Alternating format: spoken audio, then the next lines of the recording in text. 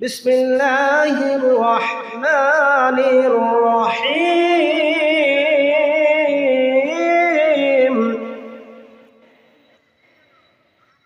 ومن أحسن قولا ممن دعا إلى الله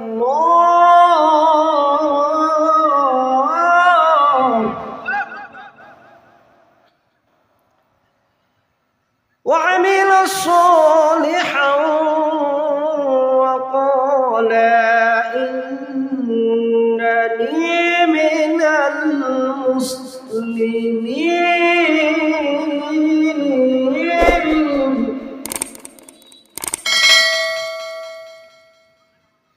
صدقت يا رب العالمين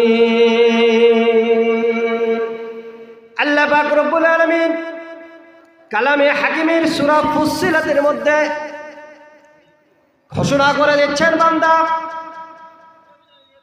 পৃথিবীর মধ্যে ওই ব্যক্তির চাইতে কার কথা উত্তম হতে পারে যে আল্লাহর দিকে মানুষকে আহ্বান করে জোরে সরে বলেন সুবহানাল্লাহ। আজকে এই কাশিমালাবাসী কোরআনের দিকে আপনাদের ডেকেছে, আপনারা আসুন কোরআনের কথা শ্রবণ করুন এবং আল্লাহর হস্তে আমলের নিয়তে শ্রবণ করে আমল করেন, বলেন সুবহানাল্লাহ। কোরআনে হাকিমে আপনাকে দাওয়াত দিল, তারপরেও আপনি শ্রবণ করতেছেন না, তাহলে আপনার ভিতরে কোরআনের কি আছে, কি তাসির হচ্ছে, আপনি নবীর কি প্রেম আছে আপনার ভিতরে, আপনি নবীর উপরে শুধু দরুদ পড়ছেন কিন্তু বুঝতেছেন না আপনি কি বলছেন। যদি বুঝে আসতাম, আমি নামাজের মধ্যে পড়ে আসলাম ইয়্যাকা না'বুদু ওয়া ইয়্যাকা নাস্তাঈন, আল্লাহ পাক রব্বুল আলামিন ঘোষণা করে দিলেন, বান্দারে আমরা এখনই বলে আসলাম। বান্দা বলতেছে ইয়্যাকা না'বুদু, হায় আল্লাহ আমরা আপনার ইবাদত করছি, ওয়া ইয়্যাকা নাস্তাঈন আমরা আপনার কাছেই সাহায্য প্রার্থনা করছি। জোরে বল আল্লাহু আকবার। বান্দা কার কাছে চাইবে? কার কাছে চাইবে বান্দা? একমাত্র আল্লাহর কাছে। জোরে সরে বলেন আল্লাহু আকবার। আল্লাহ পাকের নবী হযরতে মূসা আলাইহিস সালাতু ওয়াস সালাম এক কবরের পাশ দিয়ে রওনা করছেন, এক কবরের পাশে দিয়ে রওনা করছেন, দেখছেন কিছু দূর যেতে যেতে দেখলেন কবর থেকে কান্নার আওয়াজ আসছে, কবর থেকে কান্নার আওয়াজ আসছে। এমন সময় হযরত মূসা আলাইহিস সালাতু ওয়াস সালাম দাঁড়িয়ে গেলেন, কিছু দোয়া দরুদ পড়লেন, আল্লাহর দরবারে হাত উঠিয়ে মোনাজাত করলেন, আল্লাহ আই মাবুদ মালিক, এই বান্দাকে আপনি যে গুনাহ করুন না কেন আল্লাহ গুনাহ খাতাগুলো মাফ করে দিয়ে আল্লাহ তাআলা এর কবরের আযাবকে মাফ করে দেন। জোরে সরে বলেন সুবহানাল্লাহ। আল্লাহ পাক রব্বুল আলামিন হযরত মূসা আলাইহিস সালাতু ওয়াস সালামের দোয়া কবুল করলেন না। হযরত মূসা আলাইহিস সালাতু ওয়াস সালামের দোয়া কবুল করলেন না।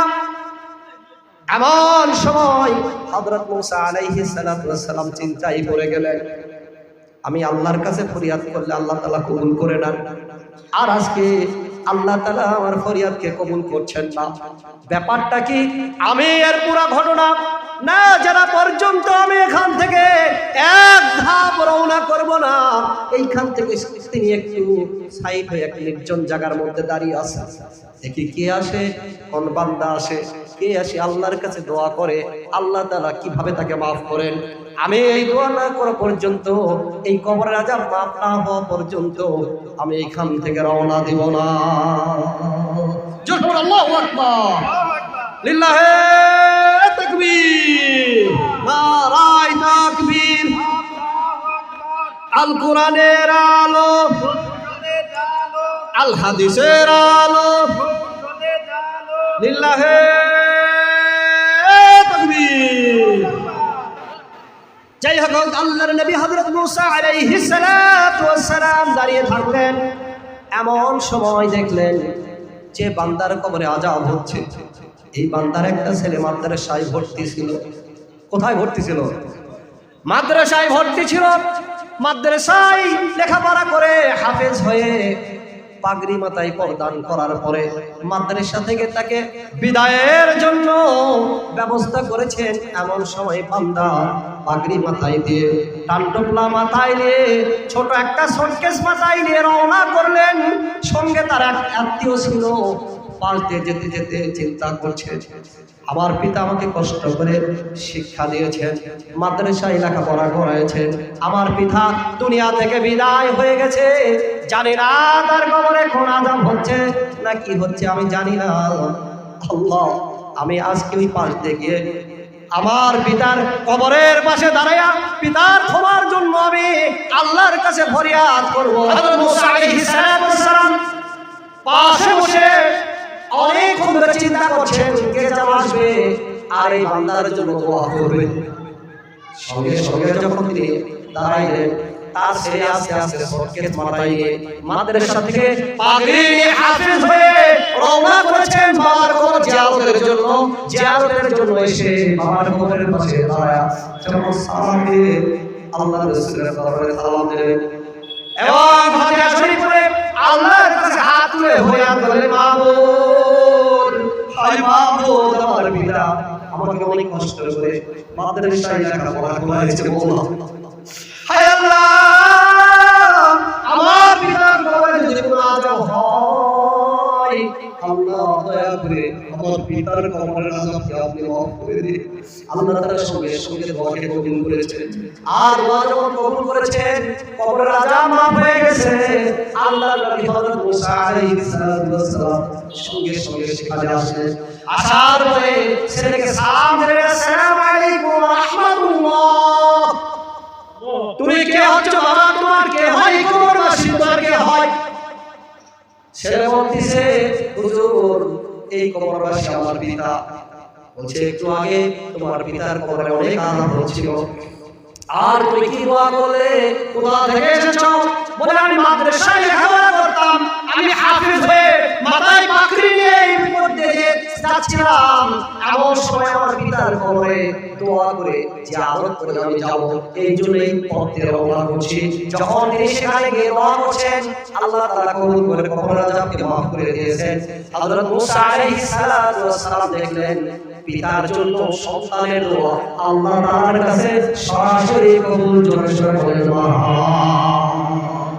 পিতা যদি সন্তানের জন্য দোয়া করে, সঙ্গে সঙ্গে আল্লাহ তাআলা কবুল করেন, বলেন সুবহানাল্লাহ।